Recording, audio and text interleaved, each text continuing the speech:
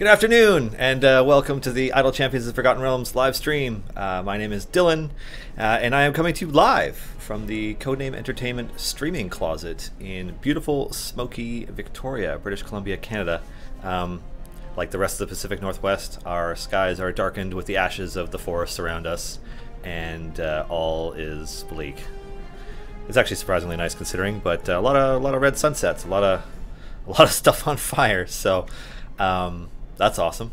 Anyways, before I begin, I want to give a shout out to the folks over at Wizards of the Coast, who I know are busy right now hosting our CEO and quite a few other people. But shout outs to Pelham, Bart, Greg, John, and Lynn. You guys rock, and huge thanks to Obo Crazy as well.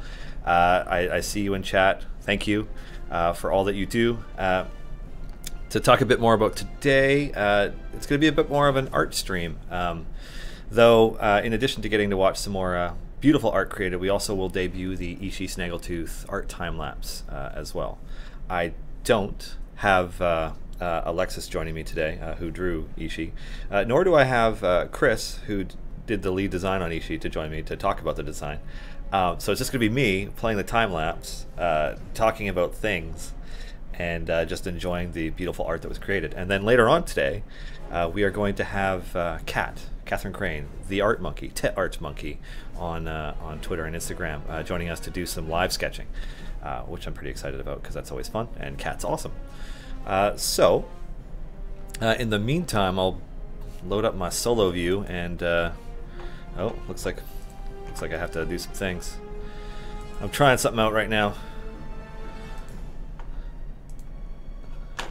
Oh yeah, that'll open another window. Cool. All right, cool. Anyways. Just gonna see how long this first 6 hero formation, how far it'll go. I noticed that Kitty Big Bud is here, and congratulations on subscribing for 6 months in a row. Shoutouts to Phelan, Shazos, Aaron247, Garwar, Silisa, everybody else who's joining the stream, Josie Yu, Humple Hack. Oh, I see Roll20 app. Oh, hello. Is that Alex? I don't know who runs the Roll20 app account, but anyways, hello. Barogue, I like that. Barogue, that's good. Crab Kolash, real Japesy, I don't know. Anyways, welcome to the stream. So if you have any questions related to the game, subreddits, other things, please do ask them. If you have questions about Ishii, the nature of Ishii's character, etc., tune in on Fridays for the Roll20 Presents Tomb of Annihilation campaign that Adam Coble DMs, in which Ishii is one of the core characters, played by Distracted Elf.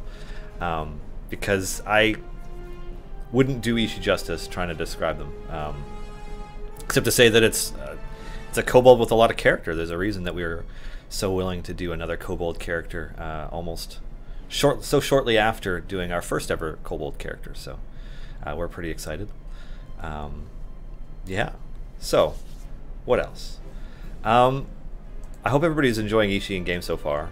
I know that every time we release a character, we do. We're trying to start with the champion spotlights that Game Guru Chris on Twitter, but Chris Dupuis puts together. Just trying to detail the mindset behind the design and how the abilities work together and how they fit into a formation. So we're pretty excited to be able to do those now that now that Chris is on board and we have an extra person who can kind of take that on. So we're really stoked about that. And so yeah, we've been wanting to do something like champion spotlights for a while, and it's just time. We have a tiny team, so Chris is putting in a lot of extra time and effort trying to get those done. So we're pretty stoked about that. I'm glad that everybody's enjoying it. And then of course Ishii came out yesterday. I see that we have some Team Kobold fans asking when Meepo is going to join. That would be funny. I don't know where we would slate Meepo in, but for those who don't know, the Sunless Citadel campaign has a Kobold NPC by the name of Meepo, and we're pretty in the campaign I DM'd recently. Meepo made it through as far as the players know. Probably didn't actually, but as far as the players know, Meepo survived. But it's always interesting to see Meepo fans because every party approaches that NPC a little differently. Yes, Garwar, thank you. Yeah, we like the champion spotlights. It's a cool thing. Hi, Arkan Sunseeker, Giant Dwarf, Phonix, Silver Griffin, Barbaros. You are funny original. Tralex HD. Yeah, welcome. What do we got here? Ogmok. Will there be a way to save familiar missions in a formation, so you don't have to put them on the field manually each time?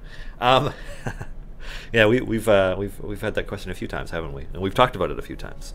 I suppose the biggest thing is that initially the reason that they weren't included in the save formation button down here in the corner of the screen, over here, was because you don't have access to them right away. Like if you had a bunch of them on ultimates and you pulled up the adventure again, you don't have any ultimates yet, so they wouldn't be there. Now that being said, it is a feature that's come up a few times. Basically what you need to do is you need to really bug David about it, about implementing that feature. And so the next time I get him on stream, you just be like, yo, where's my formation saving button? But yeah, we're also, I mean, we're still taking feedback about familiars in general. We do have some planned updates to them in the relatively near future, when we get to it. Yeah. So I hope that answers your question at least a little bit, Ogmok. You are funny original. Ishii is pretty nice so far, but I wasn't so happy. The 25% bonus to the 60% max 2% increase left it at 60% max 2.5% increase per 2 seconds. Well, it's intended to have two different options for approaching Ishii. So it's like you have your Ishii as you're leveling up and you're tearing through everything, like I am right now, where you never have a lot of enemies on screen. Then that little bit of gold find is good. And then at the same time, if you're using Ishii at your wall, and maybe you're doing something like Makos farming. There's some pretty good guides for that have shown up at different times on the subreddit and on the official Discord, discord.gg/idlechampions. Makos farming is a good way. You let the gold find build up and then you pop them all with a Makos ult, and yeah, lots of gold find. It works out really well for you. So we wanted to have more than one way of playing. So that's kind of where that came in. Crab Kolash. Have you considered any champions that encourages a more active playstyle, clicking on distractions to power them up, or something along those lines? We have. It's funny, I know that this is Idle Champions of the Forgotten Realms, but we have had, at different times, a lot of things. Oh, excuse me. We have a lot of things that encourage active gameplay, from clicking on distractions to doing things like Barrow and stacking. Some of the variants that require you to be able to move characters around and other things. So I know at times it doesn't actually feel like Idle Champions of the Forgotten Realms. Now we do toy with different ideas around making the gameplay more active. But it's one of those things where, I'd leave that to, I defer entirely to Justin and Chris, but they aim to strike a balance between active and inactive gameplay. We want to reward players who are active, but we don't want to punish players who aren't active.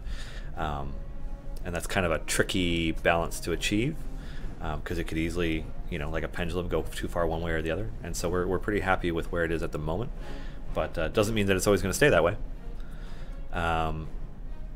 Kalash, have you considered any? Yeah, no, I read that. Why do I have familiars hanging around at the bottom? Right now, it's because I'm just doing a 6 champion formation, and I have 6 familiars, and so they're leveling the first 6 champions, and that's it. I'm just leaving it at that. We'll see how far this gets. So yeah, no unlocking anybody else yet. Yeah, just kind of doing it a little differently. That way, I can pay a little bit more attention to everybody in chat. And a little less attention to my formation without wiping embarrassingly like I often do. So, ship caption. Why did the numbers change? A few days ago, the game used MBTQ, etc. Not it uses E30 UC now. That would be somebody switching between toggling scientific notation in the options. So if you come in here, settings, scientific notation. If you turn that off, it's back to, A's and B's and Q's and so on. I find at a glance it's a lot easier to pay attention to what's going on if it's in scientific notation, which is why I leave it that way. We've had a couple requests for engineering notation. Like, and by a couple I mean literally 2 requests for it, and I think they might have been from the same player. I don't know if we'll implement it, but it's an idea that has come up. Baroque, can you tell us what the weekend heroes will be? I'm hoping for Regis and Caddy. They need gear. Can confirm that neither Regis nor Caddy Bree are in this weekend's coming weekend hero buff. Sorry. Should I say who's in it? No, I'm not going to spoil it yet. Maybe later on. Eugene Gadir. How do you pronounce Agaron? Agaron, with an emphasis on the air. Agaron. Agaron. Yeah, Agaron. You know what's funny is there's actually a pronunciation guide that Wizards sometimes put out. And I believe the Dragon Heist book will also have one. You know, kind of like the Tomb of Annihilation book. Like you look at the front. There's a the list of all the names of all the prominent NPCs and other characters in that campaign with the correct way to potentially pronounce each one. There will be one for the next book, and yeah, Agaron. So it's Agaron. Zaranarth, I'm really liking Ishii. I don't have many non-humans, but she's still great. Yeah, I'm actually really enjoying Ishii as well. And I mean, at the point I'm at, it's difficult to find room for characters in formations, because once you've optimized, a certain way, it's kind of hard to change things up sometimes. That being said, my experience with Ishii is nothing but positive. Her gold find buff is amazing, and we didn't break the game by adding a powerful slot 4 thing that buffs your gold find, Justin. So, maybe that's something we'll see more of in the future, maybe not. But yeah, I'm really enjoying using her like on the way to my wall. I haven't found an optimal use for her at my wall because I tend to use Azaka or some other characters. But yeah, it's I'm glad that she is viable and has a place that's balanced right away. So that's actually really good work on the part of Justin and Chris, because it's champion design and balance is super tough. Harry Lipwig, are you going to make event passes have event chests? We do not plan to make that change. Shiny Ranger, I am relatively new to this game. I'm trying to get Ishii this week, but I don't have any boosts. Is it better to save up the gold for an upgrade or get the next character in your lineup first? Okay, you're relatively new. First of all, I'd recommend joining the official Idle Champions Discord, which can be found at discord.gg/idlechampions. A number of our most prominent and knowledgeable Discorders are actually in chat right now. There's Garawar and Silisa, I believe, are both in there right now. I'm not sure if Axis is in there today, maybe not, but there's some really great new player resources in the Discord. I find that unlocking the next character up tends to be more worth it than an upgrade, just because it's another body. Characters, as you go through the different slots, you'll notice that the prices for the first unlock tends to go up almost like, it more or less goes up exponentially as you go through. And at the same time, those characters start at a higher power level. So a level 1 Ishii is just categorically not going to hit as hard as a level 1 Strix. Period. Full stop. Strix will hit harder. So, grabbing that next character is often the best decision. Yeah, that's really it.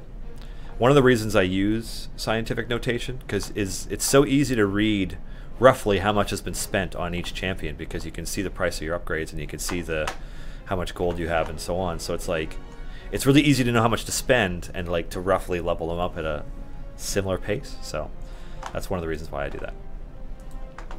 Silisa, are you feeling better today, Dylan? Yes. So on Tuesday, I was so groggy and sleepy in the morning that when I went to Starbucks and got my London Fog, I didn't notice that they made it with milk instead of almond milk. And that made for a really rough, like, midday through afternoon into the evening, where I went home and yeah, in between bouts of playing the new World of Warcraft expansion, ran to the bathroom and spent a lot of time in there. It was awful. Anybody who's sensitive to dairy will know exactly what I'm talking about. Might be too much information, but hey, what the hell. So yes, I am feeling much better because I haven't had any dairy. I just had sushi, and now I have that weird feeling where like I feel like there's rice in my teeth, and I checked in the mirror and I didn't see any, but it just, yeah, it feels like there's still food in my mouth. Glyca any thoughts about bringing health potions back with the new harder mission variant? Oh, that's a delicious question that is music to my ears. So for those who may not know, we had potions of, I want to say they're of clairvoyance, was the name of them, where gas station sushi, no. We had potions that increased the health of your party members by a percentage, including the epic one. I want to say was like a 900% health increase. Now, oh, clairvoyance is gold fine. God, what were they called? I can't remember. I don't have any of those anymore because I used them all. But anyways, so we had potions that increased your health and heroism. Thank you, Hjort Care. Players hated opening them, hated using them. There wasn't a use for them at the time. So when we did our chests and potions update in February of this year, we removed them. But we kind of bookmarked it for like, we're going to get back to these when we eventually do a tanking and healing update, because they'll become relevant to the game in a different way. But with the way that the game has kind of gone down this path so far, tanking and healing isn't the most viable aspect of the game. Like, it's relevant in like niche scenarios as opposed to being a core fundamental part of how people play. So, because you can just focus on DPS. I had an opportunity there to click 2 birds with 1 stone, and I just didn't do it. I should have paid more attention. Anyway, so we removed them, and then now that we've reached the part where we have harder variants and we have some inconsistencies in our health scaling across champions, especially when you're over leveling and getting past that level cap, players are starting to want health potions again, heroism potions again. So they will almost definitely make their return, although I don't know if it'll be in the exact same form that they're in right now, when we do a tanking and healing type update. And I should also iterate that further. The tanking and healing update, like the other major updates that we've been talking about for some time now, the offline gold gain update and the champion balancing update, like those are kind of all in flux, and we tend to refer to them in those terms because it relates to the specific projects that we're working on. Like the offline gold gain update, for example, is not specifically just about offline gold gain. Like this number in the top left corner here, the current formation total DPS, is not always displaying what we want it to. Like, there are some aspects to how the game operates that just doesn't show up in a way that is consistent enough for us to use a calculation for the offline gold game to work properly. So, you know, like, that's something that's just a project that we've been chipping away at. I know Mark has put a fair amount of work into it. I don't know when we're going to get around to finishing it.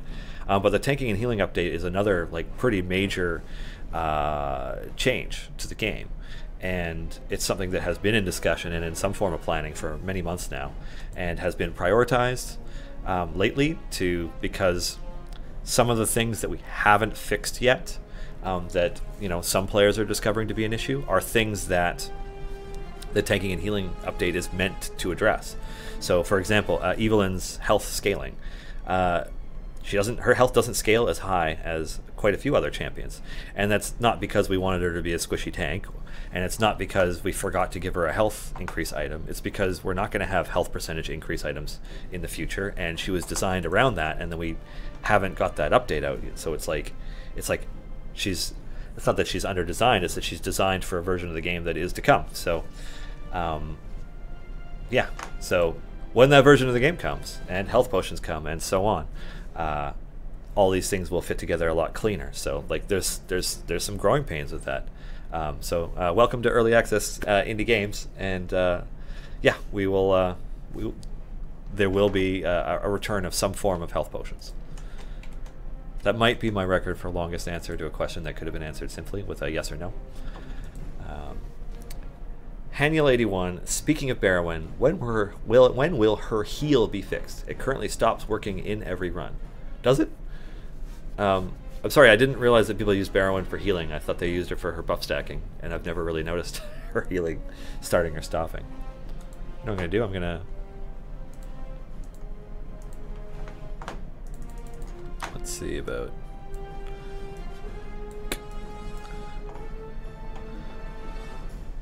Yeah, I'm Barrowin stacking. Okay. Blessed Hammer. I don't think... Well, let's see what happens. Somebody will let me know if she stops healing, okay? Zapan 28. The new distractions are great and scale well until around 200 when they become not worth clicking. Is there any chance someone could look at the gold trap for levels 200 plus? The problem is that the distractions are they're built around the offline gold gain formula, which, as we all know, is not correct. So, short races, of course, because I got tons of short races in here already. Yeah, so distractions are built around the offline gold gain. So when we get to that being done, that will be addressed as well. Epsilon Rose, I'm a new player, but one thing that really bothers me is that most upgrades for most champions do nothing because the gap between the DPS character and everybody else is so large. Is there any thought to changing how that works, or adding alternative options that could let you have multiple DPS characters? Well, first of all, you can have multiple DPS characters depending on how you build your formation. You know, early in the game, when you first start, and it's just Bruner, or Deacon if you have Deacon and you've got like the 20 gold or so to unlock them, you tend to need the ability to hit more than one enemy, and so all the characters being able to do some level of damage is necessary. It's, you know, like it's a core part of early leveling. You're 1 to 50, which, you know, tends to be the length of most adventures before you start repeating anything. You know, it requires that you have characters that are able to hit. Like, if right now nobody could hit at all, and it was just my DPS row, which I guess is Barrowin and Ishii, how long would it take to get through this? I don't know. Anyway, so yes, it's large, but we're really not concerned with the fact that it's large, because the further you get, the more it benefits focusing all of your DPS onto one character, so that that character's damage goes up so exponentially that they can help you get further. But that's not how it's always going to be, because the tanking and healing update should make some changes to that, and then in addition to that, you know, depending on different formations and characters and like the way things are laid out, like, you know, we could do an event formation where there is a long row where you probably have to put your DPS and then everybody else. So it's like it benefits having multiple DPS in one row. So we don't see that as a problem, I guess is what I'm saying, Epsilon Rose. It's not an issue, at least not as we see it. Anathol Belazar. Can't you do a set of more active heroes to satisfy the needs of that faction? No, because, like, let's say we hypothetically did a set of only active heroes. Like, I don't know, there's 3 characters that work perfectly in synergy as long as you keep moving them around the formation. I don't know, some weird thing. This is an idle game. We want everybody to be relatively balanced. And, like, Barrowin is an anomaly that way. Like, Barrowin does more than pull her weight, and will get tuned accordingly at some point. So in the meantime, you know, enjoy Barrowin, but don't expect us to change, like, the way we design characters to be active characters instead of passive characters, just to satisfy a smaller portion of the player base. Money's worth 1. From the biggest fan of kobolds ever, I'd like to personally thank you and the team for this unexpected inclusion of Ishii, but I couldn't help but notice some races on her specialization path that weren't represented yet, as this was a low-key confirmation of playable races like Tritons. We're just covering our bases, getting things ready, laying down the groundwork for other potential characters in the future. Players shouldn't take it as confirmation that any one specific character is coming to the game in the near future or anything. Hi Dylan, will Silver Chest implemented into time gates or some other way to get quality items for past event champions. There will be other ways to earn equipment and unlock event champions, but we don't have plans to add silver or gold event chests to drops during time gates. Zappin28, when is the end of year 1? Can you spoil any plans for the anniversary event? So our anniversary is in September. So it'll be probably starting up after we get back from PAX. PAX West. I don't know that I could spoil anything for it because a number of people have worked quite hard on putting some really cool stuff together for it. So I could say that during our anniversary celebrations, it would be very worth players' while to be active players during that time. And that's all I can really say for that. Too great to be you. What does it mean when the champion level bar is yellow? Usually it happens when you're capped out in levels, right? I'm not going to hit that for a while yet. But when you reach the level cap, it's just like it fills. Because like your level bar gradually fills the entire time you're leveling up until you get to your next upgrade. When you reach the cap, it goes full and stays full, at least it's supposed to. But then you can switch from upgrade to leveling up and you can over level. So that tends to be what that signifies. It's just that you've reached the cap. Morpheus. Where do I enter the stream code? Not a stupid question. So you go into your shop. And there's a redeem a code button down here. Now if you're on tablet for Android or iPad, there will not be a redeem a code section down below because of the end user license agreement that we have with Apple and Google respectively for use on those platforms, because we just can't do codes for them. But if you are a Steam user, you just type it in here. Plunk. Easy peasy. Let's see what I got. No epics, boo. I'll open this. Cool. Anywho. So I hope that answers your questions. Morpheus53. Reicha Gaming. Can we get an option to hide heroes that aren't being used? We've had this come up, and we've answered it a bunch of different ways that all kind of said maybe. But what we should probably say is that it's not something we're looking to address at the moment. We have greater plans with our UI that may or may not include a way to minimize characters or layout or what have you, but yeah, it's kind of like we've noted the feedback and we note it every time it comes in, but it's not something that we have anything definitive that we can give you about. Ronanzo, hi Dylan, can you give us a little what we could expect from tier 4 blessings? No, I can't, because I have no idea. The only thing I could say about blessings is that we are aiming for our next major update after this event to include more blessings. Canuck Monkey 13, I know I'm really late on this, but congrats on getting married. Oh, thank you. Yeah, it was awesome. One of the best days of my life ever. Also, you know, every day afterwards is pretty good too. Silver Griffin, are you going to have more of the event champions show up in the adventure that you get them in? I really liked when it happened with Birdsong. So this is an interesting thing. We have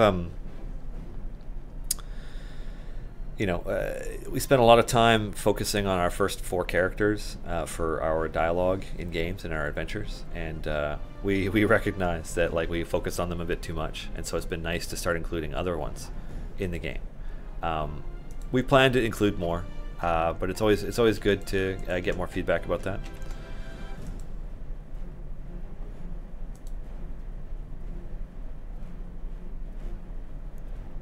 Let's see, another time gate question. Hagain Cage, as a new player, the lack of gear makes time gate champions not feel usable. What, if anything, is being worked on to improve the experience of new players to trying to catch up?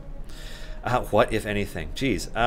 So time gates were worked on to give players an option to unlock and equip event champions outside of events. Because until that point, there was no way to do either. Outside of weekend promos where you can either use the free chest or you can purchase more chests to possibly gear up a champion. What if anything? We have more plans around unlocking and equipping champions, but they take time. I mean, we got a team of well, I mean, it's a small team. What can I say? There are 18 people in this company, 2 of which are devoutly focused to a game called Bushwhacker 2, another 2 of which are devoutly focused to a game called Crusaders of the Lost Idols, which occasionally includes some input from Justin or from one of the artists as needed. And then we have 4 full-time artists and 5 programmers, including Justin doing like lead design, working on Idle Champions at any given time. And then Chris does design but doesn't program, and he does a lot of other design related work and game planning stuff.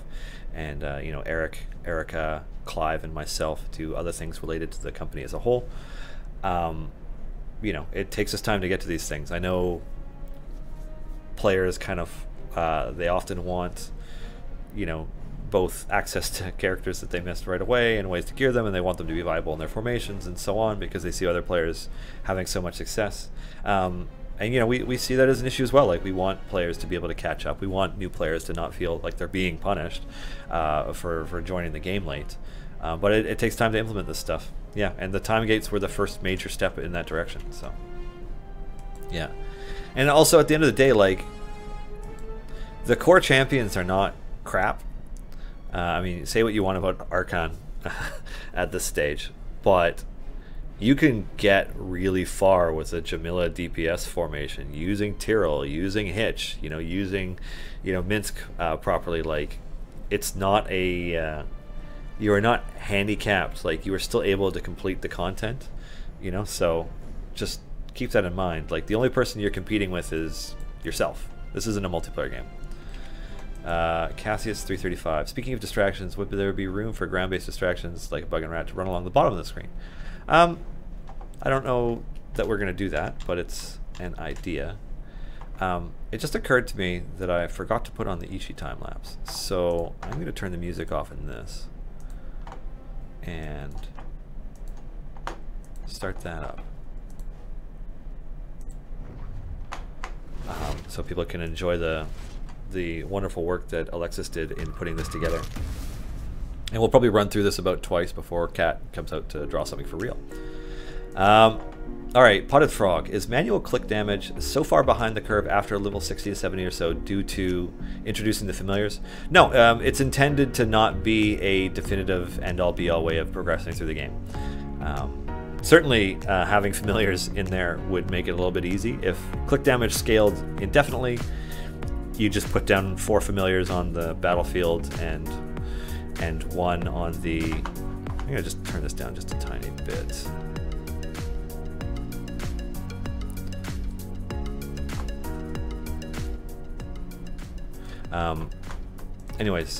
Yeah, you could just use familiars to progress forever through everything, all the content. So it's intended to kind of peter out eventually.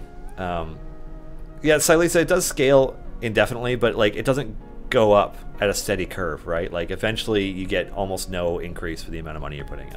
So yeah, so we want it to not be, we want people to actually have to use the formation strategy aspects of the game to keep going. So that's why click damage eventually becomes less effective. Having them talk in the adventure is kind of nice, but I mean actually have them show up. Oh, yeah. Yeah, we might do some stuff like that. Have they mentioned an ETA yet on the next lot of blessings? Repeatedly. An hour to kill. Sorry I got here late, but I'm really stoked that the boss isn't armored. Is this a sign you're going to start moving away from them? No, we just didn't do an armored boss this time. Yeah. We just didn't do one. So we're glad that players are happy that we didn't do one, but we just, yeah. I mean, I know, like, fights like a Serac are absurdly tough, especially like 250 and 300 for like the handful of players who've passed 300. I don't know how many that is, but it's probably small. But it's a Serac. Like, read up on a Serac. A Serac is no joke. Any plans for smaller formations, 2, 3, or 4? It's not something that we've ruled out. One of the things that you'll notice though is that like we've been getting into like as the game becomes more and more balanced, it kind of puts you on a path where, like, if we wanted to have a 12 slot formation or a 6 slot formation, we'd have to do a bunch of new math about how to do achievements and progress through things, etc., because, you know, everything's optimized more or less for the 9 or 10 player formations, champion formations that we're using now. So he'd be creating a lot of work for Justin. Is there going to be a New Year's for the events to come back into rotation? Do I have anything to share about when? Well, when we hit year 2, we will start hitting year 2 events. So I believe High Harvestide year 2 will come either end of September or early October, roughly. Depending on how that fits into our content schedule, since I'm not looking at that calendar right now. Furious George 78, my first time watching the stream, just wondering, are there any plans to add C-Team members to the game? Sorry if this has already been answered. It has been answered almost every stream, but I don't mind answering it again, because there are always new players. So, Acquisitions Incorporated, the C-Team, has some pretty awesome characters. What was it? Walnut, Dankgrass, Dinar Blitzen, and Rosie Bee Stinger, and Cathris Draub. They're awesome characters. You know, what I can say about that is that, like, every character that we add that is not already owned by the K is silent and Dankgrass. Well, whatever. Anyways, I only ever think of Walnut, but everybody that we add requires a negotiation and a licensing agreement between us and Wizards of the Coast and them, and it's a long drawn out process that is the main reason why it took, you know, 8 months between adding Archon to the game and adding Strix to the game, is because of that process is not easy. We would love to add C-Team characters, but who knows what the future holds. Can I just say that I love the very tongue-in-cheek writing, especially in this newest event? Oh, thank you. The majority of our adventures are written by Scott Fitzgerald Gray, who you may recognize from the masthead of quite a few of the 5e books as one of the editors. Scott has a long-standing history with Dungeons and Dragons, and so he's been our adventure writer for some time now, and we're lucky to have him. Artifacts. Ishii gets extra attack very late in her upgrades. This would be very useful early, but kind of meh that late when she's being pushed out of the DPS role by a need for formation optimization. Pushed out by who? For who? Like, are you speaking for yourself or for all players? Because everybody has different levels of gear, different groups of champions. If this is somebody's first event champion, then Ishii probably outshines most of the characters they have. So, yeah, like it's... I mean, I find that statement kind of curious.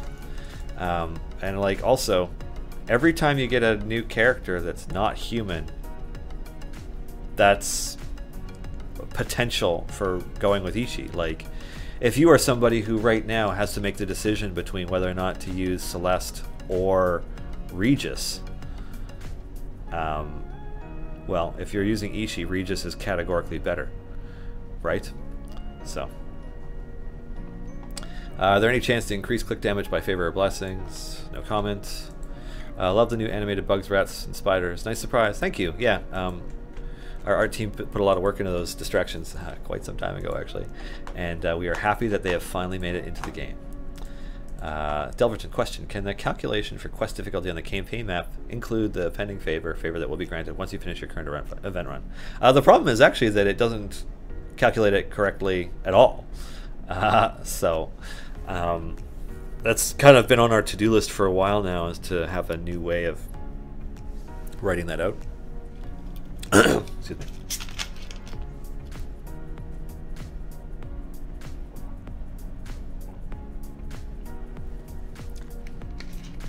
Anyways, yeah, so the difficulty for different adventures and variants has never been shown properly. I comment this time-lapse video is not posted anywhere yet. This is the global debut of the Ishi Snaggletooth art time-lapse. It will be available on the Codename Entertainment YouTube soon, which we don't have a vanity URL for that yet, so you'll probably just have to search for Ishi Snaggletooth art time-lapse, and you will eventually be able to find it.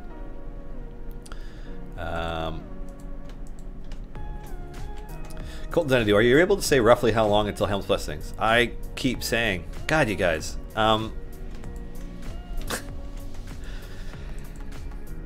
Our next major update after this event, which is to say soon, is, you know, we are targeting it to be a release of the next round of blessings being added to the game. Period, full stop. The next person who asks that is getting banned. No, I'm kidding. But seriously, come on, guys.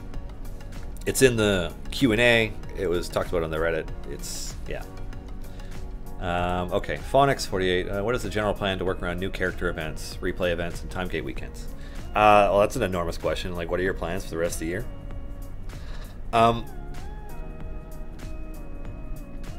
So you'll notice that Timegate weekends, or at least organic, naturally occurring Timegate weekends, never line up with events, and that's intentional. It's because we don't want you to have two different things that you need to be focusing on in order to generate your favor conversion. You know, like that whole thing around where you increase your favor by some exponential degree. So they don't line up. When events replay, it's going to continue to be that way. So, yeah. I'm not sure, Phonix48, if there's more to that question, but like, events and time gates don't line up. There wasn't a natural time gate during the last event. Some people opened time gates during the last event, but there was not a natural one during the last event. They don't line up at the same time. Feature request. Oh god. Can we get an option to lock the portrait bar so that it cannot be moved by left click and dragging the mouse? Once you keep the mouse perfectly still when clicking, the portrait bar will jump. Keeping the mouse perfectly still while spam clicking upgrades is not a reasonable thing to ask of players. Happens when trying to drag and drop familiars as well. Okay.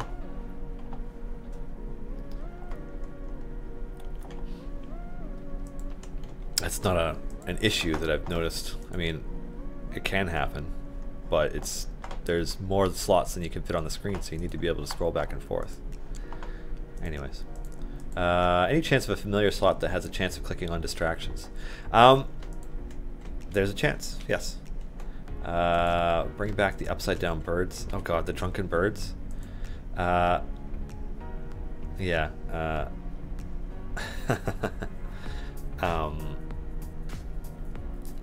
That was funny. So, for those who may not know, when we launched our new wave of distractions, there was a bit of a glitch, and a number of the birds ended up flying in upside down and other funny things, which for some reason people really loved, but we're like, well, that's not intended, so we issued a hotfix to fix it almost right away.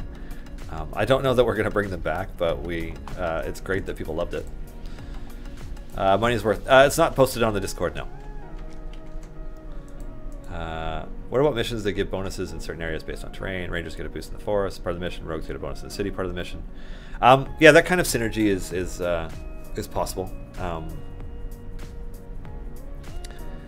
Yeah, God, there's so many things related to upcoming features and other stuff that I can't get into. So,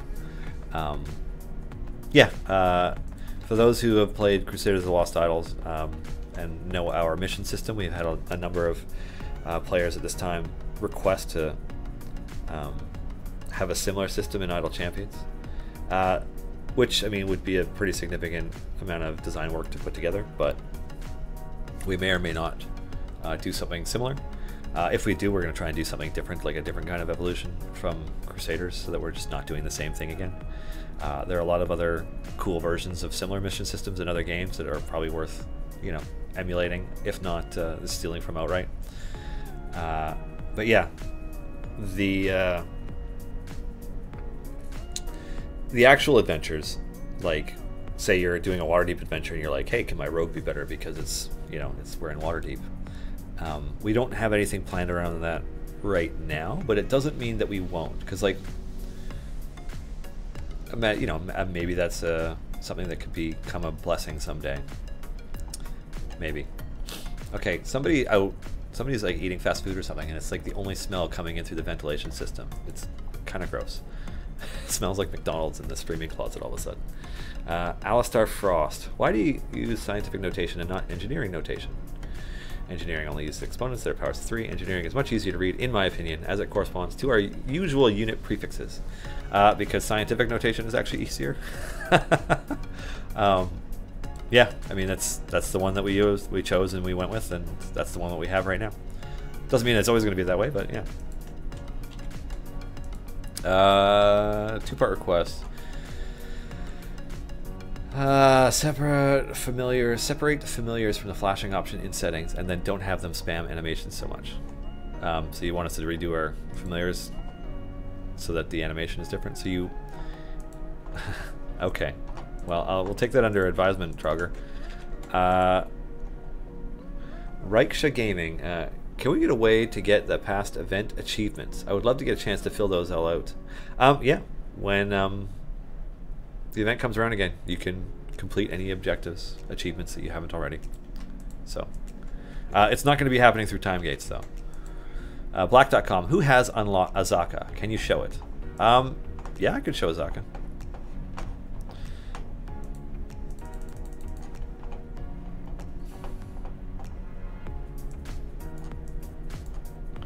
I'm going to need to... I'm just going to adjust...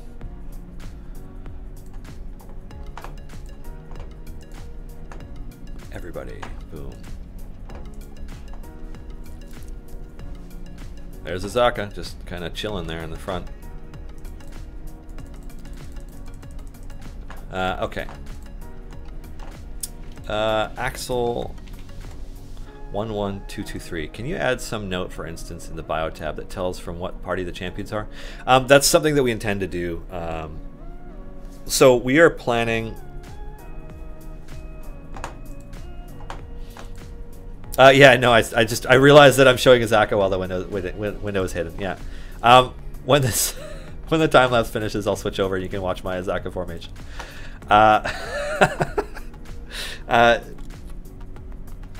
So yeah, we're gonna update our champion background tab in the future, and it will include where characters are from.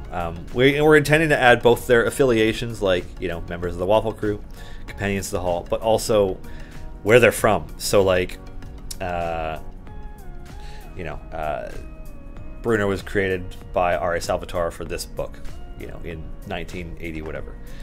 So it'll get added. Who would be good for Ichi? Puent. Yeah. Are there plans to add Wolfgar? Yes. Any tips for no humans? Is that the variant this time around? I'm not gonna lie, I haven't really looked. Oh, well, hopefully you have non-human characters to do it, because that's the kind of the key thing. If you don't already have them, it could be challenging. Extra stows. What about skins for champions? I cannot comment on skins beyond what we've already said, which is to say that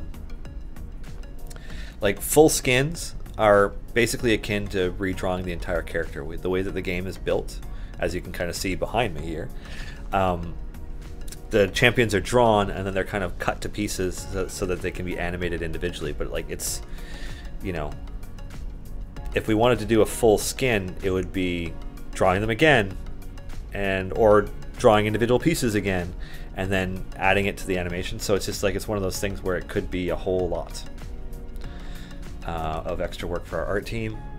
So it's not something that'll never happen, because I'm sure it will at some point, but it's time consuming. Question. With both Ishii and Azaka getting plus Goldfind gear, is there a chance that Jarlaxle and Arkan will be getting ones with the champion rebalance?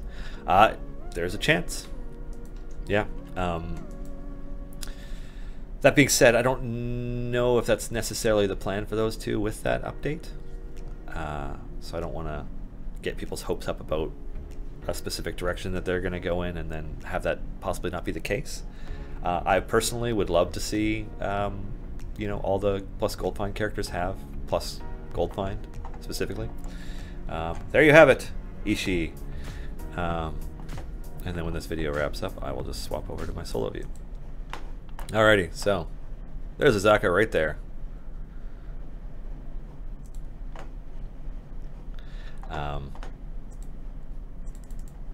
Yeah, I haven't used Azaka much. I saw that Silisa, along with a number of other players, posted some pretty detailed feedback about how Azaka works on the subreddit, but I haven't read it myself yet. Although I did pass it along to the design team.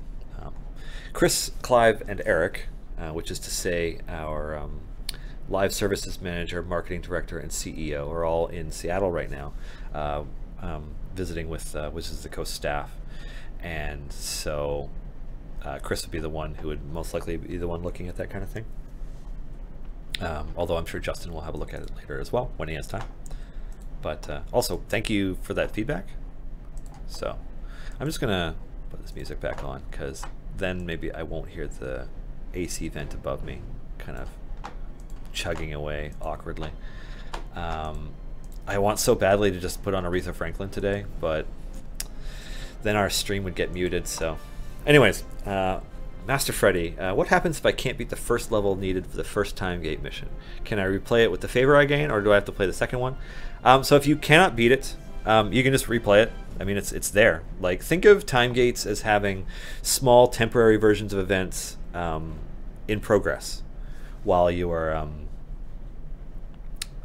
you know, while you're doing something else. It's like the event, but you can't get achievements, and like you can't purchase chests and stuff related to it.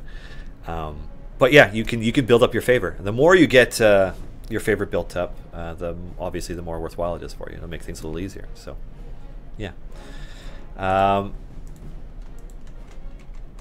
When events come around again, are they going to get any new achievements? Almost definitely.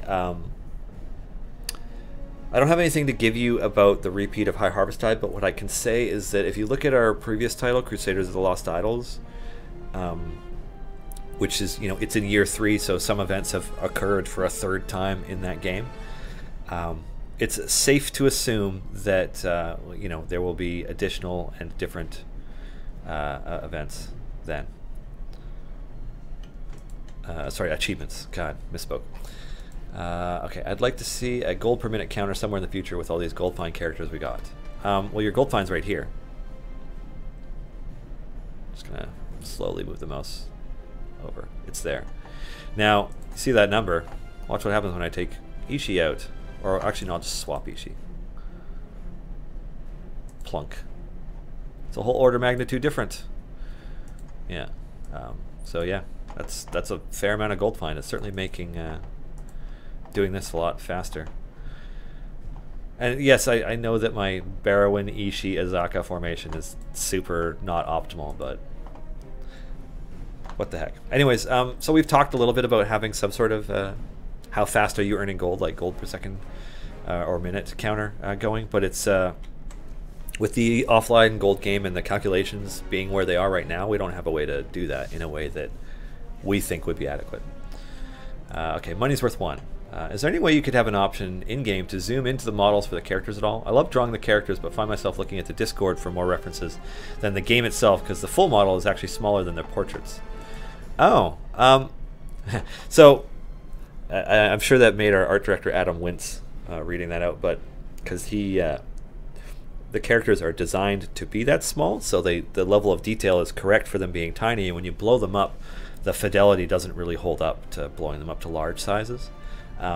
When I share the larger images through our social media, like the ones of like the one of Ishii, where it's like, you know, it's Ishii there, and like, I mean, Ishii looks pretty fantastic, but like you can tell from looking at her that the design is meant to be smaller than what you see. So yeah, it's I don't know that we're going to implement something to zoom in, but yeah, like we could probably do something to make it easier to see the full-size character. I'm just going to make a note there, and we shall see. Alrighty. First time streaming, so sorry if it's been asked. Any talk about doing any sort of daily missions, reason to replay old variants for rewards? We have talked about all those things. Where do I want to start? We have talked about daily and weekly missions or quests or what have you. And like, there are features that we like in some games and don't like in others, so we'll see. It might be right for us. It's too early to say. In terms of replaying old variants, that's an idea we like a lot, and that we haven't quite built a way that we like to do it, because we want it to feel like a pretty awesome feature out of the game to be able to revisit some of these nightmares, especially for those of you fun people who want to do Durable Deep again.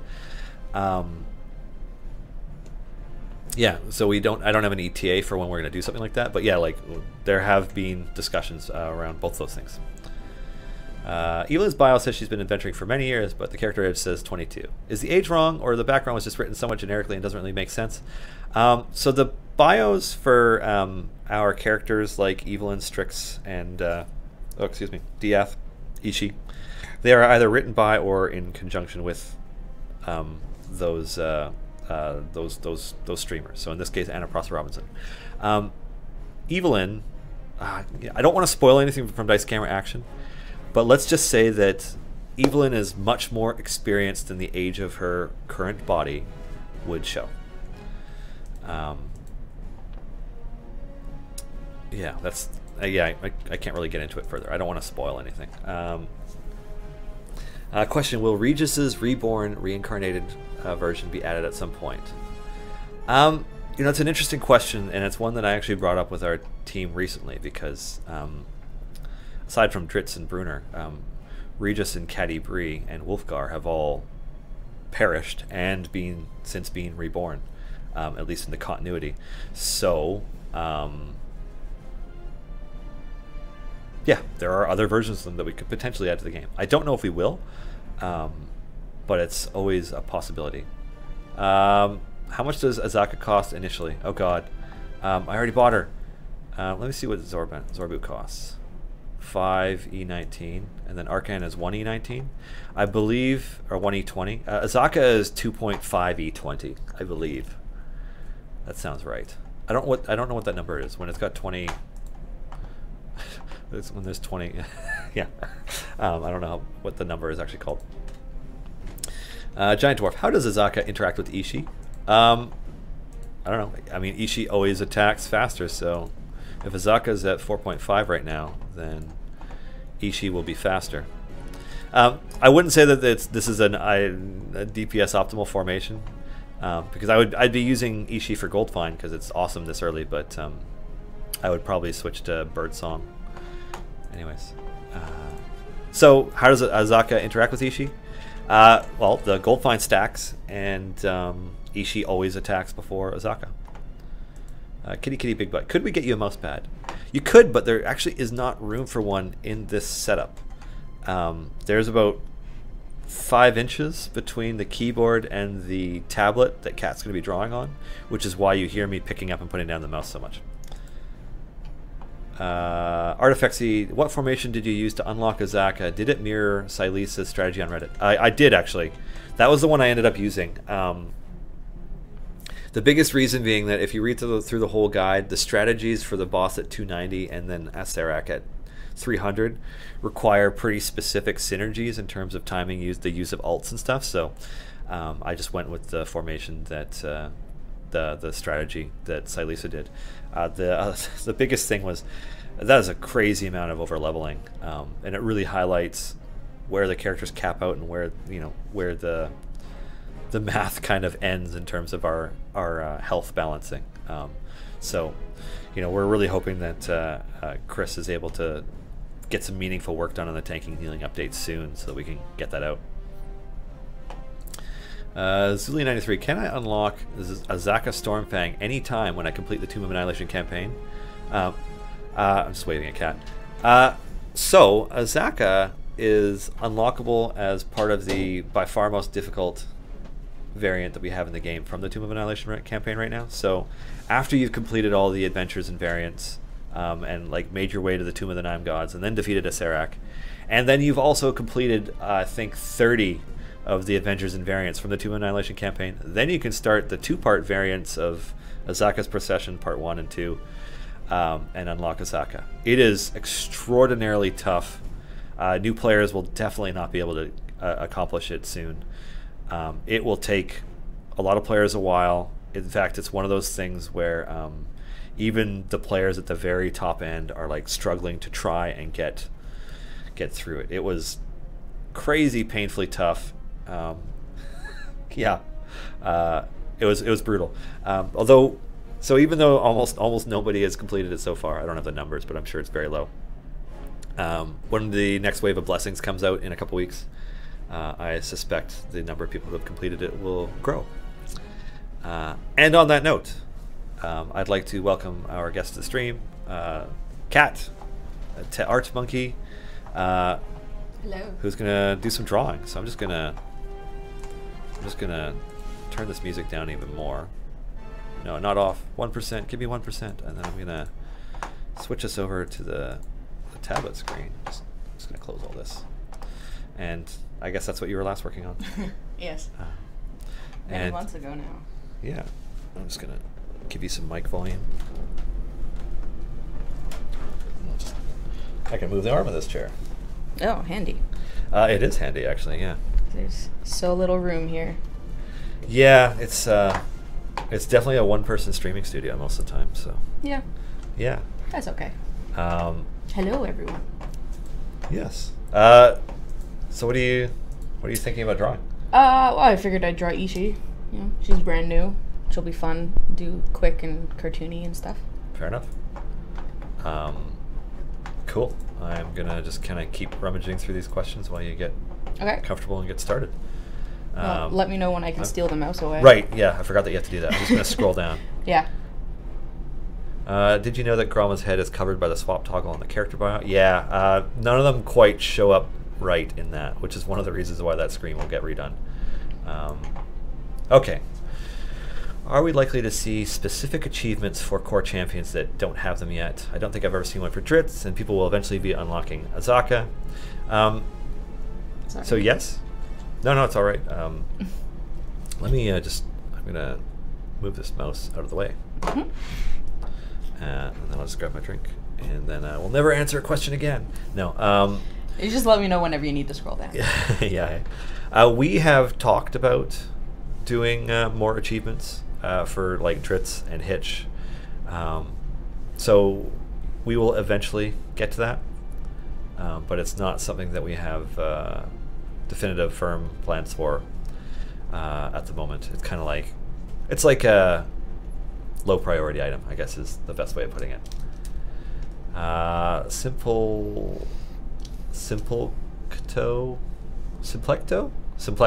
I'm gonna go with Simplecto.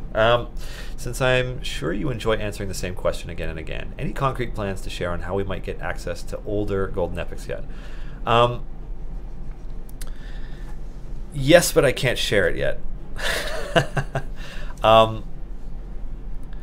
We're hoping to address that pretty soon, but we don't. We're not ready to talk about it yet. So, yeah. Let's just say that you will. Yes, everybody will be able to access any previously missed Golden Epic equipment cards. So they will come back around. All right. When creatures spawn out of a distraction at the highest point in the screen, they can walk past my formation without stopping at my front rank and cause a mission fail. Is that working as intended? No. Actually, can I hold on a second? Mm-hmm. The photoshopping is going to kill the computer unless I shut off the game. So I'm just going to shut off the game.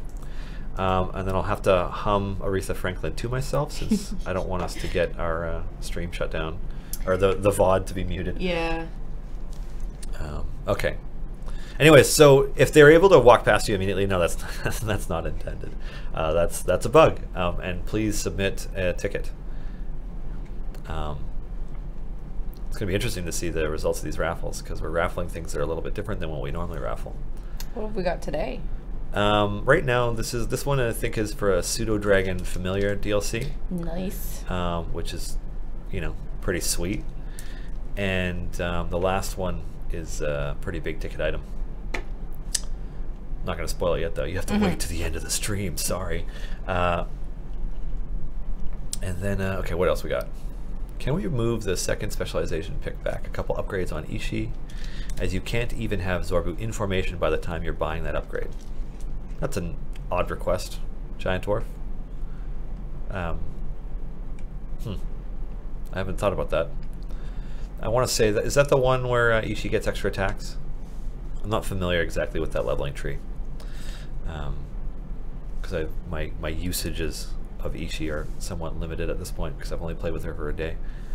Alright. Any advice on giving your players magic items? Yeah, so, I mean, at the end of the day, like, one of the most rewarding aspects of playing Dungeons & Dragons is, like, the senses of accomplishment you get in doing different things, especially if it tends to be hard. Like, your DM has managed to balance the encounters just enough that it's a struggle to get through and you might lose, but you still make it. That tends to generally feel pretty rewarding, at least for me as a player.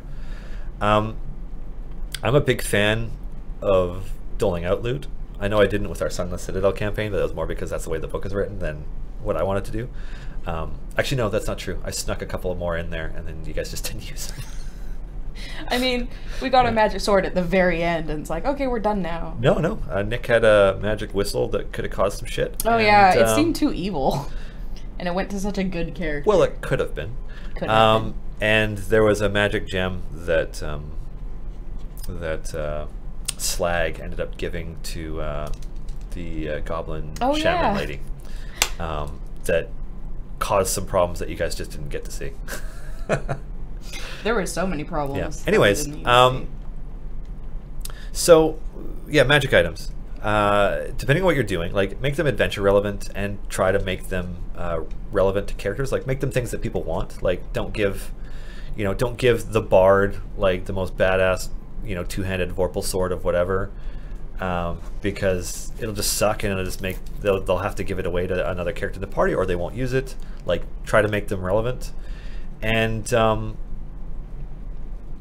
I guess every few levels, I guess, is a pretty, like, if I was going to level characters, start a campaign tomorrow with characters at level 1, and I would want everybody to have at least one magic item each by level 4 or 5, and it just really depends on the scale of what you're doing in the adventure and where you're going. Because I mean, like, we're going to be starting a game with a mostly roguey party soon, in which case their ability to steal shit is going to play a large part in the story, and they might end up with a lot more magic items sooner than most parties would. But yeah, it's kind of one of those things where, like, you kind of have to play it by how it feels for your campaign. But don't give characters so many that they feel overpowered and they're struggling over what to what's the word? Not bond with. I'm having a total brain fart. Yeah, what to attune to? Because, like, I've got 6 magic items, I can only attune to 3, and just kind of you want it to be fun and relevant to the story and to the characters themselves. So look for ways to put them in there that are fun. Yeah.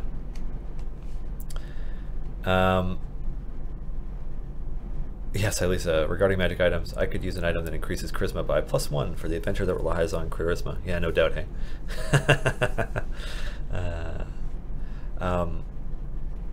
Okay, when you have a second, I need to go right ahead. Scroll down.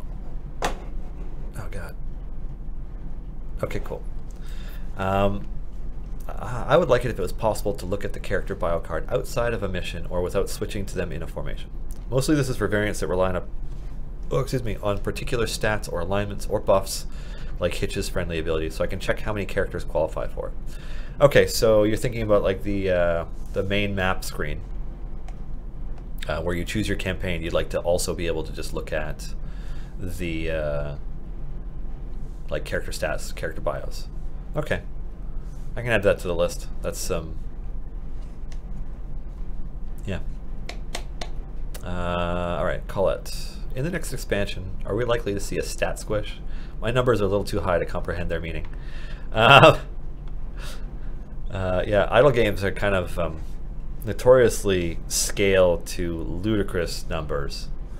You know, I mean, we haven't quite reached a Google DPS yet, but actually, no, that's not true. One of our players did, you know, with some external help for the game files. That doesn't count. No, we shouldn't be at that number yet, although we're approaching it. Yeah, I don't know if we're going to do a stat squish. Oh dear. Oh, yeah, just minimize it. Okay. It's the Windows 10 conflicting with the board that we do our audio through. Oh. And so it's just like it thinks that you've plugged in a new audio device. Right. It's really dumb. It's the feature that the sound cards with these boards that we have a bunch of use. It's obnoxious. Baroque, what is Azaka's race? Is she a cursed human or a natural were? She is a were tiger, so she's got lycanthropy. Yeah, so she's human. She is a human. Human. A human. Yeah. With a disease. A pretty sweet disease, though. If I could be a were tiger, I would. That'd be awesome. It's like, I could be 8 feet tall and like, this like massive, that'd be fun. I'm gonna go run through the woods. Yeah. Take down a bear. Does Strix wear boots or sandals? Sandals. Done. Done and done. I'm curious how you're going to do the eyes on this one. I don't know which screen is more fun to watch it on. Yeah. Since I don't have like Ishii up, this is sort of my version of Ishii. Kind of like with Strix last time, but it's fine. I believe Ishii also wears like a kind of sandals. I don't think Ishii has any footwear, actually. I could have sworn Ishii had sandals in the Roll20 character art. Oh. I could be wrong, though. She doesn't in she doesn't in our game. What Alexis did, so. Yeah. I could have sworn she did in the Roll20 art, but I could be wrong. I don't know. And I mean, the Roll20 art also doesn't have the, like, kobold nose, so there are things that we have to change sometimes. No, we, yeah, because we put scale mail on Ishii. Yeah. So. Anywho. Yeah. For the record, I am right here. If you guys have art questions, I am happy to answer also. That's true. But, oh god. Oh, sorry. No, I'm still scrolling. Yeah. Okay, cool. Let's see. Will you guys ever unlock the completed achievements so we can see where we are? I.e., if you kill tons of monsters and get the Who's the Real Monster achievement, you can't see where you are at with that counter after you complete it. Huh. That's not something that has come up before, Devudinator. I will pass that along. Alrighty, Silver Griffin. Oh, suggestion for the future. Always mention what a raffle is for in the stream, not just the chat. With all the people joining, it's hard to see what it's for. Your mentioning out loud was really useful. You know, okay, so the thing about that is it has more to do with what's going on in stream than with the raffle, like than intending to like obscure it or anything like that. If I am chatting with somebody when it starts, I'm not gonna stop what we're discussing to be like, by the way, the raffle is for whatever. Now, I totally acknowledge that we should always be doing our best to say what it is, and usually Erica will post in chat what it is before it starts. But yeah, the last raffle is going to be one that most players will want. Alright, next. Can we get a feature that allows a left click on the upgrade button and spend the amount of gold in a lump sum instead of 5 to 25, or however many are needed to level all the way up? Oh, so you want to be able to level max? That is a common request that David should totally do. Yeah, David, come on, level the max. Buy all button for a character. Let's see. Question: the in-game story for past minions is blocked by not being able to go back and play them again. Is there any chance that you might pull out all the stories, put all the stories up on the website or Reddit with the character portraits? Oh, okay. I feel like that's been asked for before too. Yeah, it's kind of like an expanded design on our journal that we haven't done, that we've talked about, in that you can look at what you've got in this one, but you can't look at all the dialogue and all the adventures you completed. You can't just pull up the tutorial and go through it, like, etc. So like all that dialogue is lost. So it's one of those things where like, okay, yeah, that's a great opportunity to build something to the game. It isn't a high priority. Not because we don't think it would be cool, because it would definitely be cool, but more because we have some pretty significant gameplay related features that we're hoping to get done. So yeah. How is drawing on that thing anyways? Because you're always drawing on your, like, what is it, the Cintiq? Yeah. It's not too bad.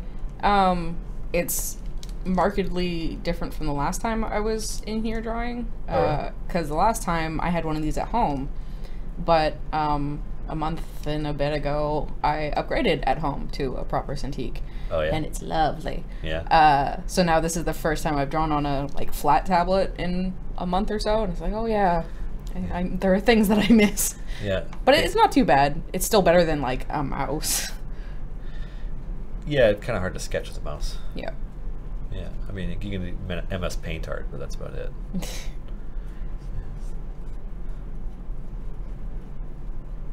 I love that hat. The hat and cape really make it. She's got such a good design. It's so fun. Yeah. And it turned out great, too. It's probably one of my favorite overall, like, champion aesthetics that we've done so far. Yeah. I think the bold colors really help, too. Like, yep. You know, that's a super red cloak. Yeah. With, like, a really vibrant yellow, like, ship's wheel. On it. It's swords, actually. Is it swords? It's a circle of swords. Oh, it looks like a ship's wheel from the angle that I see it at. Anyway, it looks great. So. Yeah, and Alexa's put a lot of love into her little strut walking animation. It's really cute. Yeah, it's very much a strut too. Yeah, I saw that Elf posted that yesterday or today. Yeah. That one. It's cool. When I get a second, I gotta scroll down some more go so right I can ahead. keep reading questions. Alrighty.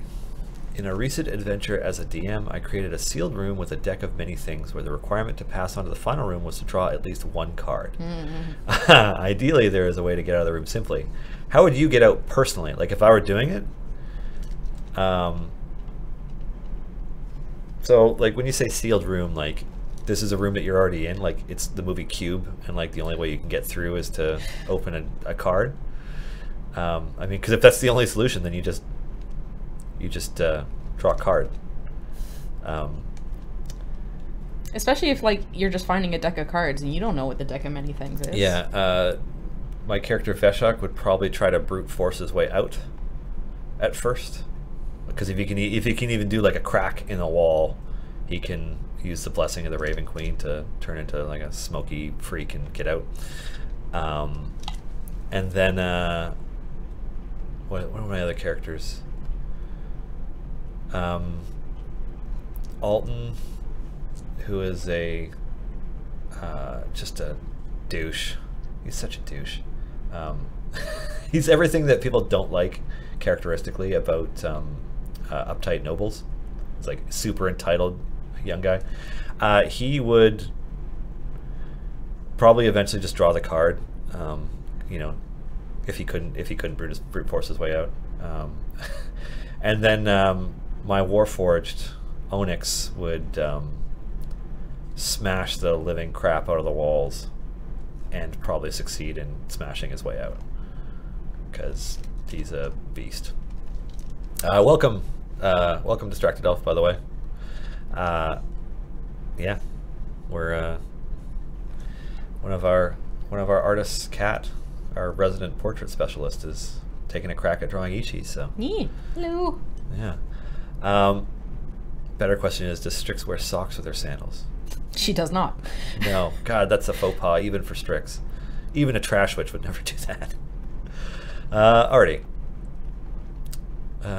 Comment, I recently got a new kitten that loves movement. She's a big fan of Idle Champions. Oh, yeah. Pics. Link pics in chat. Alright, is there a way to check the current amount of stacks on a buff like Ishi's? I don't remember the name of it, but it gains 2% every 2 seconds a monster isn't killed.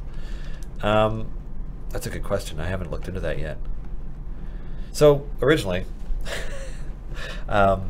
before I realized that it lined up with the Chris and Eric and Clive being out of town, I had intended to have Chris on screen to do a very Ishi-focused like deep dive into the character design and to follow up on anything related to the dev blog. But without Chris present, it's kind of what you would call not possible. So apologies for not already like knowing these kinds of things. It's just I haven't used Ishi enough yet to really know how that works. Now, as I understand it, it should be showing up like if you click on the character and you pull up their character sheet in game and you go to their upgrades, it should say, like, because when it shows that upgrade, it'll say the accurate amount. But I don't know if there's another stacking thing. Have you checked out or have any interest in checking out the Pathfinder 2 playtest? I have not checked it out, and I don't intend to. I'm actually really enjoying 5e, and the little that I know about the way that they're approaching Pathfinder 2 leads me to believe that I would enjoy it less than what I'm already doing. So that's not a knock on it as a product, because I definitely will admit that I don't know enough about it. But I was reading a kind of summary breakdown about the action economy of it and how it all fits together, and it just didn't sound like it was for me. I really like how streamlined and in many ways simplified 5e is. It's easy to remember. It's easier for players to get on board with faster. Players who have almost no experience or no experience with Dungeons & Dragons at all are so easily able to like jump in and play. By the end of the first session, they know how to play the game. You know, like, yeah, so it's Pathfinder lacks that simplicity. So that's kind of where I'm at with Pathfinder 2. Not saying I would never try it. I just really enjoying what I'm playing right now. I am going to do the thing where I scroll the thing. Alrighty, somebody wants to know what your favorite thing is to draw. Characters in general, character design, people, but also monsters. So bipedal monsters like Ishi, a lot of fun. Big old grin, but also like humanoid anatomy and being able to do crazy poses and stuff like that. Yeah.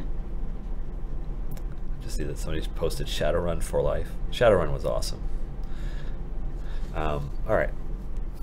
Sysmastus, what tablets are you using, and do you do most of your work in Photoshop or the other Adobe software?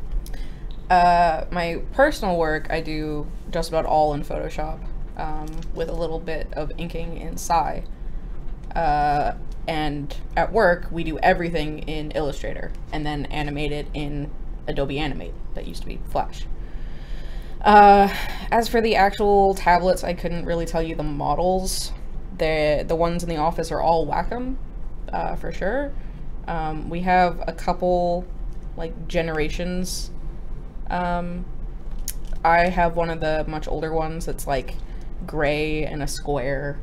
And then Adam and Alexis and Corey have newer ones. Is that a seniority thing? Like, yes. Okay. So when the next generation of them come out, they'll get those new ones, and then you guys get the ones they have now, or do you get the new ones? If they... So, I don't think anybody's ever bought, like, a brand new one for the office. It's always been, like, Dave just trawls around on used Vic or whatever and finds something. He's like, aha, I will grab this. Where are they coming from? I don't know. Because, like, there aren't a lot of jobs for full-time artists in the city. I would think so. I mean, I guess there's other game studios. Yeah, and there's plenty of like just normal citizens who are artists, and maybe bought one and don't care for it or need the money or whatever. Okay. Anyway, so if one was gotten that was better than Adam's, then we would play musical Cintiques and they'd be danced around the office. If there was one that was not as good as Adam, Alexis, or Corey's, but better than mine, Michelle, and Georgia's, then I think it would go to me, because I have seniority, which feels weird to say, but I guess I do. Okay, Bill VR, what about adding to clickable inventory items like the one-shot spell scrolls? Yeah, I mean, I don't think we're done iterating on our item system for the game. I know that we removed some potions, the heroism potions, the health potions, which will probably come back, but yeah, I mean, it's a possibility. Alrighty. IceFlare42 wants to know how you got into art as a career. Well, I decided to really pursue art when I was like 12, and my family was always very supportive, and just went through all of high school really focusing on art, and everybody pretty easily accepted, like, oh yeah, I guess you're doing art. And so after I went to Camosun, a local college, to do art things, I did both the visual arts program, which was a foundations program for fine arts, so like sculpture and painting and ceramics and all that kind of stuff. And that was 2 years. And then after that, I did 1 year of a comic book program, which was more what I really wanted to do. And just immediately out of that, the last thing that the program does is a little convention where you have, you learn how to table, essentially. And we sell the comic that we spent the year making. And Eric met me there. And did he buy the comic? He did not. Eric. That's why I don't remember meeting him there, because met a whole ton of people. I really only remember the people that I already knew, or the ones that bought the comic, and he wasn't one of them. So fair enough. But apparently I met him there, and then like a month or less later, just when I was thinking like, oh man, I guess I should start looking for a job, I just get an email out of the blue. It's like, hey, I'm the CEO of a game company. Do you want to come work in video games? Yes. And just immediately went from there. So I got pretty lucky, I still say. Like, like, I guess there's skill involved, and I spent years building up my knowledge and technical ability and whatnot. But there was still a certain amount of, like, being in the right place at the right time. Yeah, that's basically my story. Cool. How similar is it to other members of our staff? Well, I think Georgia took the same program as you, didn't she? Yeah, Georgia was in my class, in fact. Oh, okay. And actually, it was when we were really starting on Idle Champions, and we realized we need another artist, because we were, like, everybody was sort of shifting. Like, I was lead on Crusaders before Champions came around, and then I got switched up there. Corey went from Bushwhacker to Crusaders, and so then it was like, okay, we need a new artist for Bushwhacker. And so Eric came over to the little artist hub and was like, hey, does anybody have like recommendations of like any artists they know? And I was like, well, I know some students. So I gave names of 2 former classmates, one of which was Georgia, and they both got interviews, or at least portfolio lookovers. And long story short, it ended up being Georgia. Now she works here, and it is real good. Right on. Yeah. I know Alexis did her degree focused on animation. Adam went to film school, which is always kind of funny. He's not the only artist I know who went to film school. Yeah. Yeah. Corey has a master's in illustration, which is bonkers. Yeah, he used to teach. Yeah. Used to teach at Camosun sometimes. Yeah. I think I know the least about Michelle's education. And as for like how they were hired or whatever, I don't know. Yeah.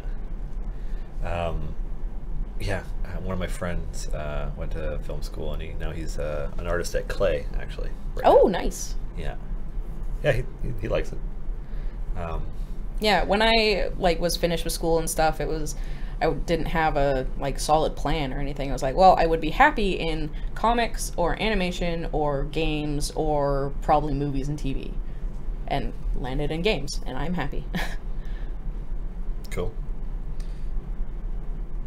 All right, I'm gonna. Yep. I was like waiting for you to finish that line on the foot, and I'm like, okay, I'm gonna go. Okay. Oh, well, crazy. Luck is being in the right place at the right time and being prepared. Luck only works if you put the work in. This is true. Yeah. I have a friend who actually did a TEDx talk about luck. But the whole point of it was that people get more lucky the more they prepare and the more they practice. So it's like it's a fictional construct. Yeah. And that the word itself has only actually been around for a couple centuries. Oh, that's interesting. Yeah, it was interesting. Yeah. He did all of the God, he's like this strikingly tall, beautiful, muscular Australian man who gave that talk, and as part of it he's like, and I'm going to prove it, walks off stage, comes back and pulls out a ring and proposes to his girlfriend, now wife, on stage in front of, I don't know, 1,000 people. And she says yes, of course. And it's just like, but yeah, the whole point was that luck is more about being prepared and putting in the work than anything. Okay, so some guy in a hat drawing fantastic characters. In one D&D Planescape campaign, I had one character who was an accountant from Philadelphia, like the ultimate mundane character. How would you make him look badass? Well,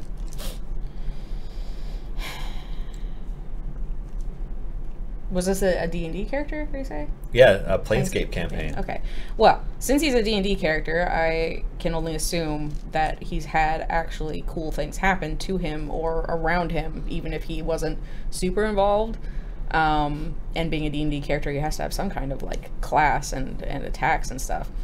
So, you know, if you leaned super heavily into the accountant thing, you know, you could be like a papermancer.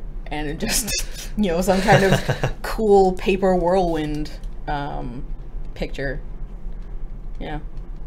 Sometimes, like, mundane or bizarre character designs or concepts are the most fun to work with because, you know, you think outside the box. You do something different. Yeah, it's interesting because I think, yes, that character's previous occupation is mundane. But, like, what is like their character, like what kind of person are they, and like how is that going to inform the design? And if he's like literally from real world Philadelphia and brought into Planescape, then there's going to be all sorts of interesting character stuff. Like there's so many stories literally about the fish out of water character. You know, it works for a reason. Trying not to do the intro from Fresh Prince at the moment. Let's see. Are kobolds rat dragons or are they dragon rats? They're more like dragon dogs, dragon wolves. Yeah. You know. They're weird. Yeah, they're weird. I don't know. I mean, I get the impression from the D&D multiverse that dragons have tried everything at least once. Like, because there's a bunch of things. Fair. Like Dragonborn, where you're like, wait a minute, how did that come around? Like. So, yeah. So I don't know. I mean, heck, maybe it was just two dragons in human form, and then they had a kobold. They're like, all right. Here's our baby. Yeah, Durgans. Okay, Gortax76 wants to know how long it takes to draw one of the characters. For the game, well, the actual character that walks on screen and stuff, I've now done one of, which was a big deal to me, and he took close to 3 days, I think, and hasn't been animated yet. So you get better, or you get faster as you do more and get better and all that kind of stuff, but usually at least a full day, probably more like a day and a half, and then animation stuff. Yeah, like Strix certainly took probably by far the most amount of time, just because her ultimate ability gives her a bunch of different stuff. Yeah. that has to be animated, from hopping on a broom to, you know, bringing waffles into it. Yeah. There was also, because it was our first, like, real influencer character, like, yes, Arcan belongs to Joe, but, and we did work with Joe, but it feels like, I don't know, it's gotten more streamlined since then, obviously, but being the first, like, super definite streamer character that's gonna be used for all these things, I think Alexis probably spent extra time on her. Oh yeah, yeah. No, it was definitely it was a big moment for us, I think. Like, we really wanted to make sure that it worked. Oh yeah. And so there was, I don't want to say extra effort because it implies that we don't put in as much effort for other ones, and like we certainly do, Yes. but the design went above and beyond in a way that we haven't before or since. Like, nobody else has an ultimate that could be one of 3 or 4 different things, so that all require different animation. I need to scroll down again. But Distracted Elf says, dragons. Are they rat dragons or dragon rats? They're dragons. They're dragons. They're mini dragons. Okay. Do the creators of the podcast tunes make the final say on the art? Yep. Basically. Yeah. Like, Wizards has a say. I think there's the final say, because we get it approved by the, you know, Holly or Jared or whatever. Them first, because that's important. It's their character. Really should look the way they want and envision. And then Wizards has to approve. And I don't think we've gotten like a naysay from Wizards, that, because I think if there was something big enough, we would then go back to Jared or whoever to make sure that, like, okay, we have to change this thing, but we want to change it in a way that you are still okay with. Yeah. Well, it certainly helps that the members of the Waffle crew so far are very much grounded in 5e D&D. I mean, Chris Perkins is their DM. Like, there is nothing non-canonical about them in their design. Like, I don't think there was such thing as a Divine Soul sorcerer when Strix was invented. Might have been, because like, Xanathars didn't exist yet. Like, no, it didn't. It was a UA, yeah.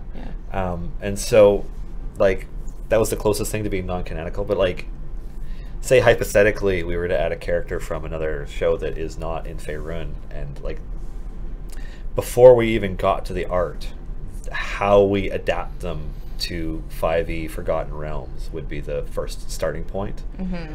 So once we've done that, and then it's like going back and forth on the design and making sure that we have everything that's important, and then the artists do their version, then the, you know, whoever it is, streamer, podcaster, etc., then they would you know, get to see that version, and there would be a back and forth there, and then, like, eventually we go back to Wizards. But, like, we should have already kind of gone over any of the potential trouble points before we get to Wizards looking at it, because I couldn't imagine what it'd be like to go back to Wizards, or for them to be like, okay, there's some fundamental issues with this character, and, like, you're gonna have to do all of this from scratch because X, Y, and Z. Like, we've never had that happen. No. But we haven't worked with anybody that really breaks any rules. Yeah. Somebody's asking if the Waffle crew is the property of the Wizards of the Coast. No, so the individual members of the Waffle crew, you know, Strix, Paulton, TF, and Heelan, they're owned by the people who portray them. They are their characters, but they are a part of the Wizards of the Coast D&D family in a way that a lot of other shows aren't. I mean, they're on the D&D Twitch every week. So I just realized that this camera is, like, tilted slightly away, so, like, I'm half cut off in my seat. I'm just gonna go ahead. Do this thing where I there we go. I've kind of been wiggling the whole setup a lot with you get drawing cat's eyes and my face. Oh. Distracted Elf is enjoying your Ishi art, by the way. Excellent. She's a lot of fun to draw. Yeah. What other characters besides Ishi has Kat done much of the art for? I haven't done, I didn't do any art of Ishi for the in-game Ishi. I've done everybody's equipment.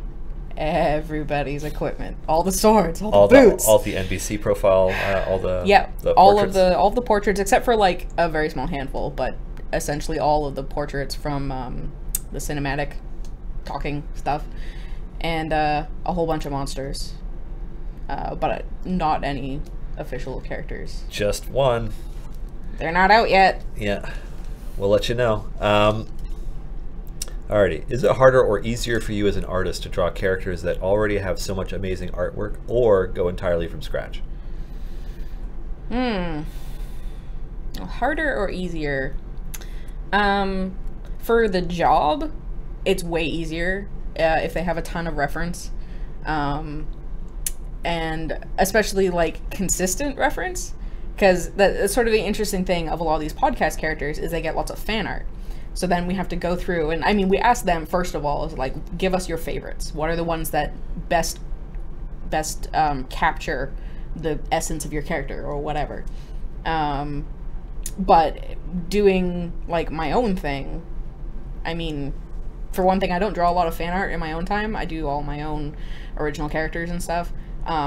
Character design is one of my favorite things. Just doing it art-wise, so I think in the job, if you're doing something for somebody else or you're doing a character that exists, reference all the time. Always reference. If you're creating something from scratch, then that's what I enjoy more. So it's not so much a question of ease, I think. I think if we're going to adapt a character, the more concept art, the merrier. Right? Yes. Like, we had very specific looks to go for the Companions of the Hall so far. Like, yeah, those are so good. Yeah, the concept art that they sent our way is like, oh no, that's okay. This is exactly what you want them to look like. All right, like, you know, they're really, really good. Yeah. Zaffin28 wants to know if either of us have a favorite comic.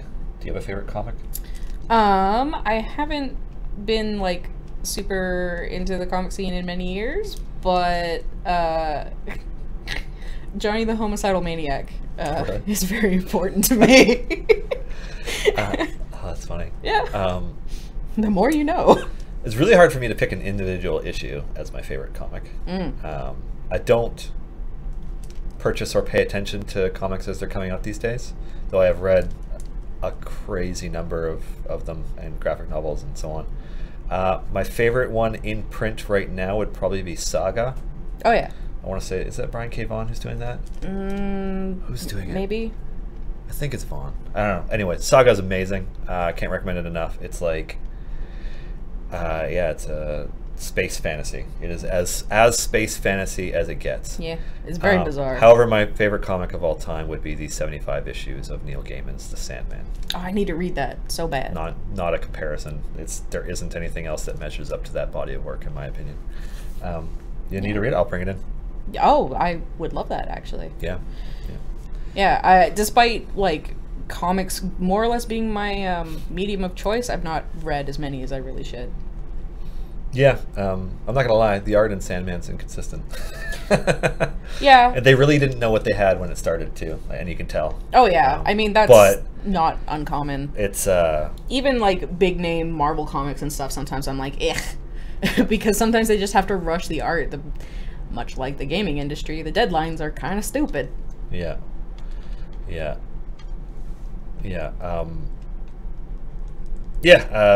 Sandman is an amazing entryway into Neil Gaiman's work. It is an amazing entry into Vertigo comics, like the DC adult line of comic books. It spawned a bunch of really cool stuff they've done that's also good in its own right. There's a Lucifer series that has since become a TV show, and like, not that I actually like the guy who plays Tom Meissen or Tom whatever it is, who plays Lucifer on the TV show. He does a killer job, but he's also very, very different from the character that was portrayed in the comics. But it's all pretty fantastic. Anyways, just a remarkable amount of creativity. And I read this recently. There's a bunch of astounding writers who are putting together new like Sandman universe stuff that's going to start coming out that I'm pretty hype. I'm just going to wait and get it as graphic novels or hardcovers or what have you, but yeah. Pretty cool. Anywho, when you finish, go ahead. I'm just going to scroll down because I can keep talking about Neil Gaiman, but I should probably get to more of the questions. Alrighty. Diablo 3 introduced a feature that had community leaders into the game as elite monsters. Any chance such a feature could be introduced for our dedicated community leaders, such as Garwar and Silisa? They could be familiars, bosses, distractions. I like it. Yeah. Yeah. We should make all of our community leaders monsters in a mission, and then you just go kill them. No, I'm kidding. I'm trying to think. I think that's really cool. I like the idea of it. Yeah, it's an interesting thing. Before we even do our community leaders, there are some other people that I would very much love to add to the game in a way that we could recognize that we haven't done. Which is to say that, you know, hopefully someday we're able to add the last remaining members of Waffle Crew. But the DMs, like, you know, I would love to in some way have Chris Perkins in the game. Yeah, it's so hard sometimes, like, just watching the fandoms of these shows, like, all of them, you know them, and all the characters get, like, all of this love and art and attention and stuff, and it's like, the DMs do so much work. Yeah, they play literally every other character. Yeah. And every background, and every spell, and, like, you know, like, yeah. They do a lot. And they do get a lot of appreciation, but sometimes sometimes it's like, man, when there's, like, nice group pictures of the entire cast or whatever, and it's like, oh, I want Matt Mercer to be in there or whatever. Yeah. Which sometimes they do. Or Adam Coble. Which is cute. Yeah. Yeah. So, to me, they feel like they're missing. Mm-hmm. So I'd like to find some way to have them put in the game. Might be tough, but... Chris Perkins does amazing old lady characters. Yes, he does. Yeah, his Shemeshka is creepy. For all the right reasons, but yeah, it's just, yeah. Alrighty. Kat, how many characters have you personally made? Jesus Christ. For the game one. For the game? Yeah. For D&D, how many Kat? For D&D, I actually started a group picture of all my PCs because I realized I have so many of them they could be their own party. Oh yeah? It's on my Twitter, or the sketches anyway. So let's see. There's so Tethys, Penumbra, Tyrael, scroll while you're listening. Hemlock, Echo. And then I'm also gonna do this thing. Rem. Ben. The new one that doesn't have a name yet. Wait, one of them doesn't have a name? The one for Dragon Heist. I haven't given him a name yet. Oh, right. I need to make you guys do that because we're starting that Nyx. Of course, soon. Nyx. Yeah, 8. 8 or 9. 8 or 9? Jeez. And as for just, like, OC, I've been making them since, like, I was 10. There's more than 100. I'm not even gonna try and talk about them. There's, like, different pockets that are different stories, and it's everywhere. Okay. That seems like a good time as any to talk about what we're raffling for in chat. I believe this is for a complete Force Grey pack, which includes all the Force Grey DLC packs. Nice. Which individually is probably our most expensive DLC. Unfortunately, only applicable to those who are on Steam. But yeah, that's it. So good luck. It's not a it's a gooder, that one, as they say. All right. Dreadwolf Odyssey. Dylan, do you personally prefer to focus on boosting one or several DPS in the formation for this event? I do 2 until I get close to my wall, and then I switch to 1. Estike, do you intend to create an Asian character? Well, so far we've been adapting characters that are not, at least not in their initial aesthetic. I, for I'm one, trying to think of, like, who canonically would appear like they're Asian in the 5e canon. Well, I mean, I don't know. We have some NPCs who Yeah. have some I, for one, resemblance. think it's very important to have all sorts of that kind of representation. So Yeah. when I do portraits, I try and do more than just white folks. Yeah. Sometimes it's like, well, these are what these characters have to be, but I do my best. Anyway, as far as like established characters, that becomes harder. It's kind of like in the beginning when we were making characters and we were given this list of approved characters, and like, you know, half of them were straight white male fighter. Yeah. It was really boring. Yeah, a lot of humans. Yeah. So we're a little restricted, I think, by, you know, the fact that we want to be using quote unquote real characters and not making ones up whenever possible. Yeah. But no, you're right. It's something that we always try to do more of in terms of inclusivity and diversity. And we have no champions that are distinctly Asian in appearance. All right, Panda Pantalones. Are there any plans to skip dialogue for new adventures if you don't care about reading? No. First of all, the writing is great, and Scott Fitzgerald Gray does a kick-ass job.